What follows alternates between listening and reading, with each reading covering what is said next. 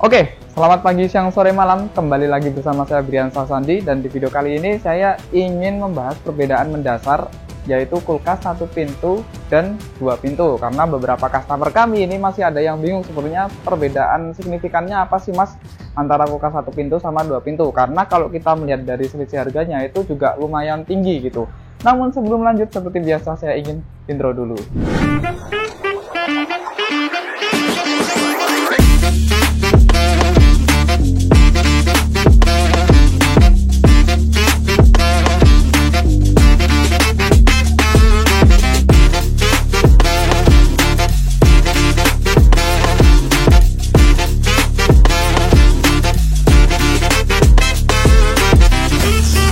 Yang pasti yang pertama terlihat adalah dari segi kapasitasnya, bahwasanya yang dua pintu pastinya kapasitasnya lebih besar dibanding yang satu pintu.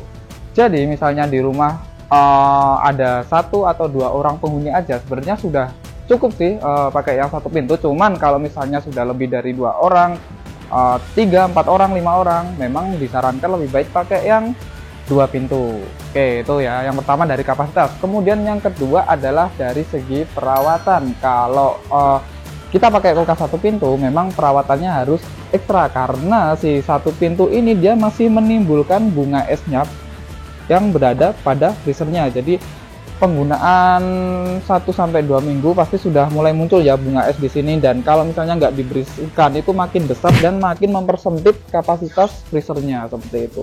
Namun ada sisi positifnya.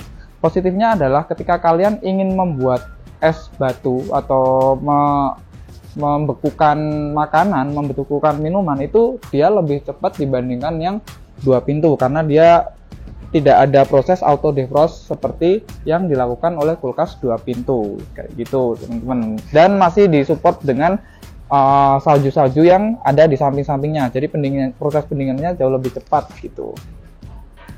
Cuman untuk kulkas satu pintu model-model baru sekarang biasanya sudah dilengkapi dengan tombol pencair bunga es, jadi teman-teman nggak perlu cabut colokan dari listrik, dari sumber listrik kayak kulkas-kulkas zaman dulu, kemudian ataupun mencongkeli bunga esnya, membersihkan secara manual. Jadi teman-teman cukup tekan ini, ditunggu aja sampai esnya mencair. Biasanya jatuhnya nanti airnya di sebelah sini, jadi kita tinggal buang airnya aja kayak gitu. Tapi ya ribet juga ya, jadi kita harus bener-bener rutin maintenance kayak gitu. Soalnya kalau nggak di maintenance pasti nanti penuh bunga esnya. Itu perbedaan kedua ya. Kalau yang di dua pintu, ini yang di sini ya kelihatan ya.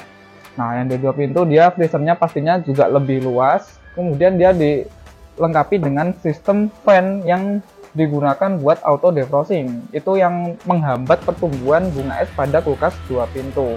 Memang kalau misalnya kita bikin es batu atau membekukan minuman, itu prosesnya jadi lebih lama dibandingkan yang kulkas satu pintu. Tapi ya efeknya kita nggak perlu maintenance berlebih terhadap kulkas yang dua pintu itu gitu. Untuk penggunaan dayanya, ketika untuk penggunaan dayanya sebenarnya mirip-mirip ya antara kulkas satu pintu sama dua pintu. Hukumnya lemari es itu juga sebenarnya sama seperti elektronik lain sih. Semakin besar kapasitasnya, semakin besar beban yang ditampung, maka pasti akan lebih besar daya listriknya juga kayak gitu.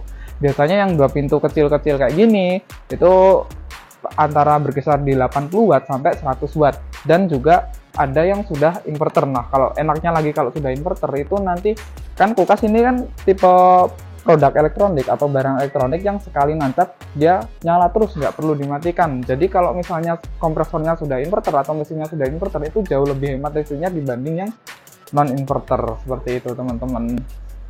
Ya sebenarnya perbedaan mendasarnya dua itu sih ya.